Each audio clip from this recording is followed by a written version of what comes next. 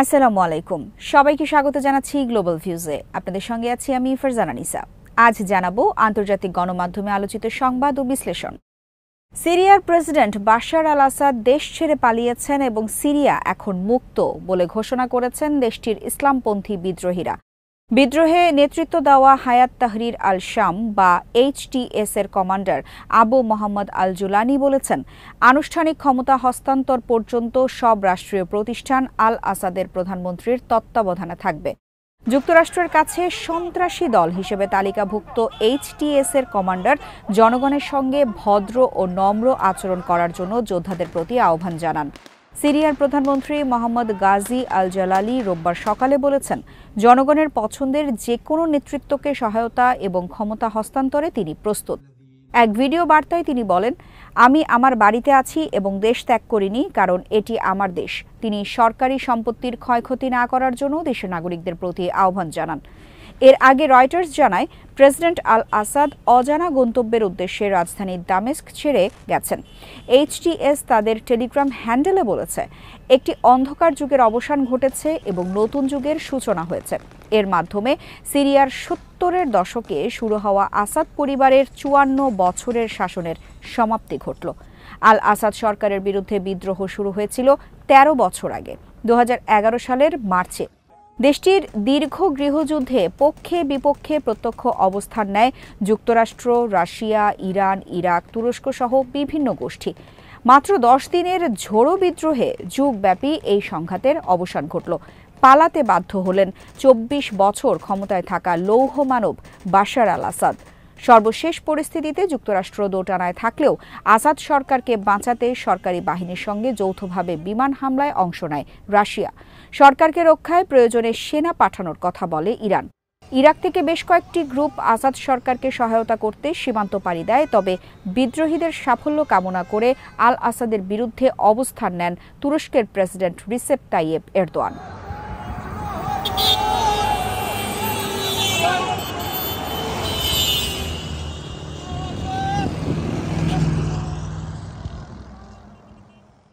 Bashar al আসাদের পলায়নের পর রোববার সকালে দামেস্ক সহ দেশটির বিভিন্ন অঞ্চলের মানুষকে উল্লাস করতে দেখা গেছে। বাশার আল আসাদের পিতা হাফিজ আল আসাদের বহু মূর্তি ভেঙে দেন তারা।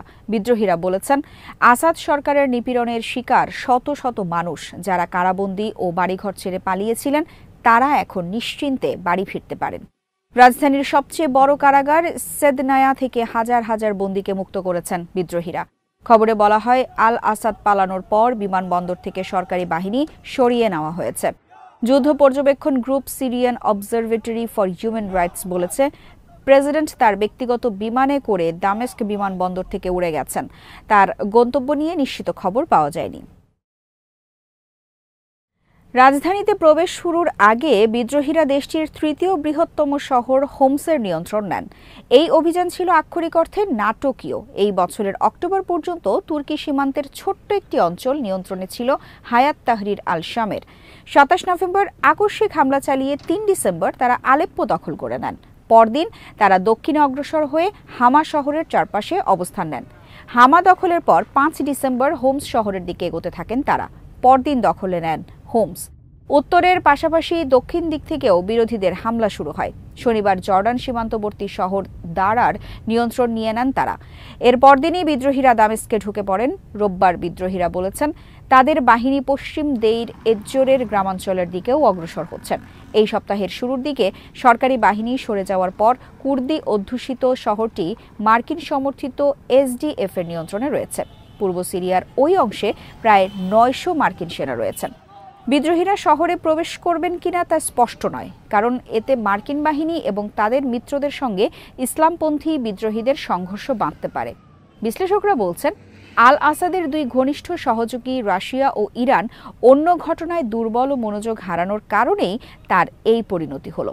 তাছাড়া সিরিয়ার 90% মানুষ দারিদ্র্যসীমার নিচে বাস করেন এবং অনেকেই বাস্তুচ্যুতদের জন্য নির্মিত ক্যাম্পে থাকেন। তারা আসাদের উপর চূড়ান্ত ধরনের বিরক্ত হয়ে পড়েছিলেন।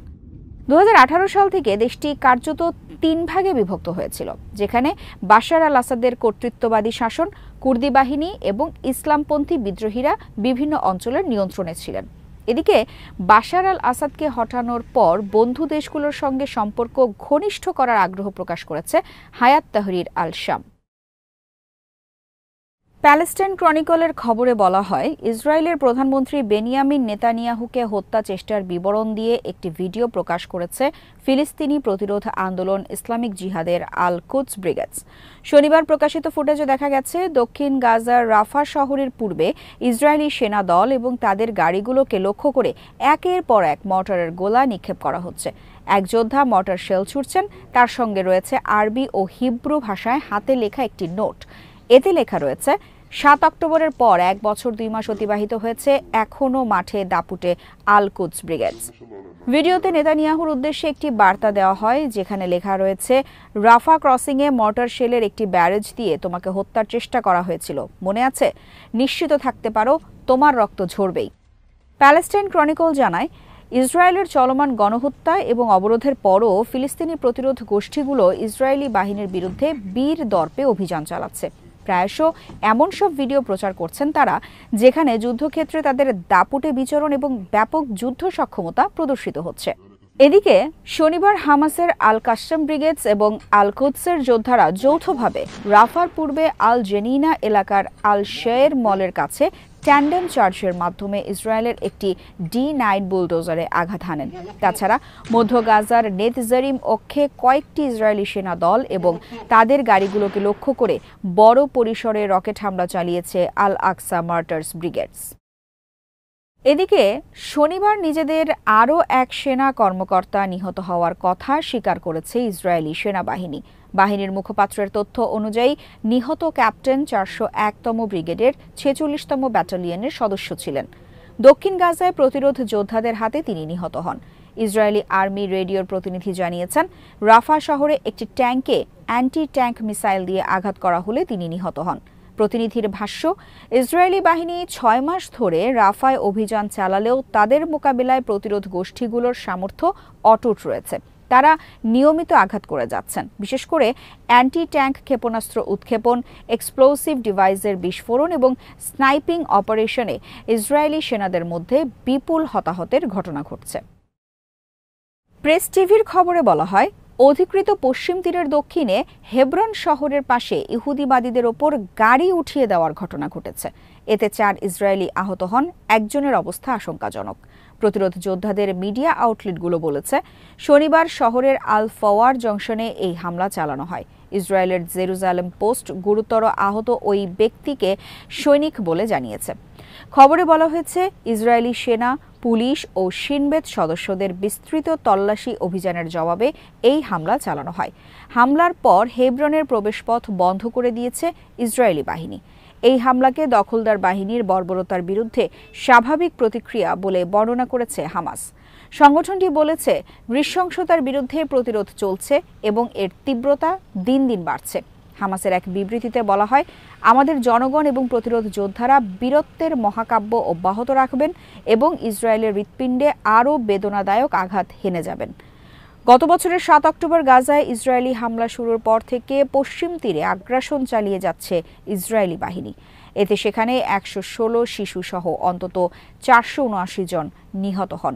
গ্রেফতার হন প্রায় ১১,৯০০ জন। ১৪ মাসেরও বেশি সময়ের ইসরায়েলি হামলায় গাজায় নিহত হন অন্তত ৪৪,৬৬৪ ফিলিস্তিনি, যাদের ৭০% শিশু ও নারী। গাজায় হামাসের হাতে বন্দী এক ইসরায়েলির ভিডিও প্রকাশ করেছে হামাসের আল কাসম ব্রিগেডস। ভিডিওতে মাটন জাঙ্গাউকার নামের ওই পণবন্দী যুবক গাজা উপত্যকার বিরুদ্ধে গণহত্যামূলক যুদ্ধ বন্ধ না করায় ইসরায়েলি প্রধানমন্ত্রী নেতানিয়াহুর তীব্র নিন্দা জানান।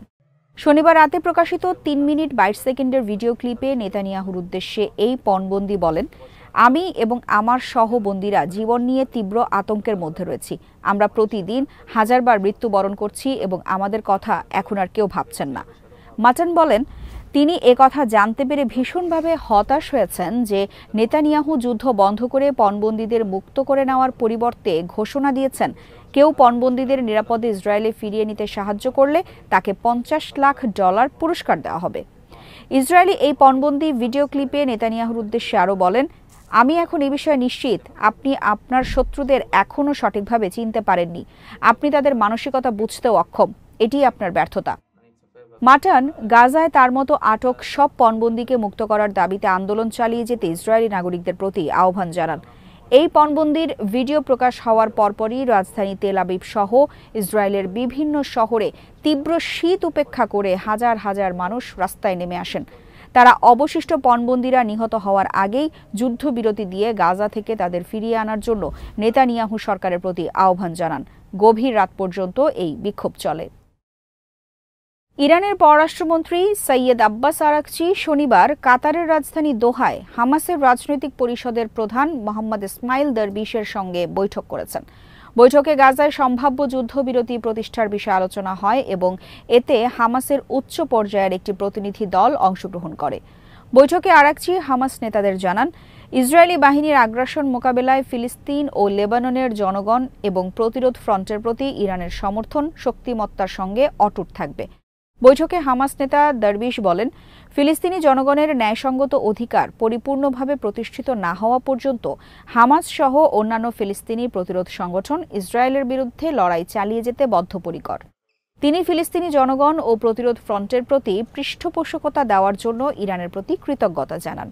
হামাস নেতাদের সঙ্গে বৈঠকের পর ইরানের পররাষ্ট্রমন্ত্রী সাংবাদিকদের সঙ্গে আলাপকালে আশা ব্যক্ত করেন, সুনির্দিষ্ট কিছু জটিলতার পরও গাজায় যুদ্ধবিরতি প্রতিষ্ঠার সম্ভাবনা রয়েছে।